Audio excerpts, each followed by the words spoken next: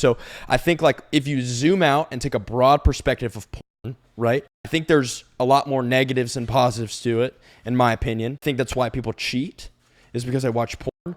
Because here's like... I feel like I would probably cheat without porn. Okay, good. Okay, so I think so. Here's why. I think when people cheat because their definition of love is the feeling I get, and if you're not giving me the feeling of butterflies and excitement and this rush of dopamine, then I'm not going to choose to show up. Because you don't make me excited, I'm not choosing to show up in the highs or the lows, and now I'm questioning the choice I made for you.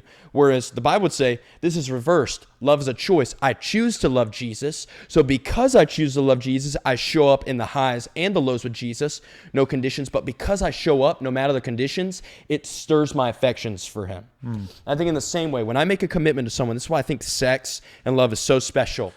When I choose to love my girlfriend, I want to marry my girlfriend one day. I choose to love her. Despite how hard life gets, despite how great life gets, I'm going to choose to show up for her. Because I choose to show up for her, you understand, like there's days where, excitement and feelings aren't always there. But when you choose to show up for that person in those moments, it stirs the affections for them. And so I recognize that I've never had sex before. And hopefully, Lord willing, one day I'm going to get married. And I'm not going to know what I'm doing. And I think that's okay. I think it's a beautiful thing that I've saved myself for the person I'm committing to, and then I'm going to learn and grow and adapt with that person that I've made a commitment to. But from a broad perspective, like if that's like people watch porn and they go, oh, this is exciting. I think porn offers this perspective of sex that's just not real.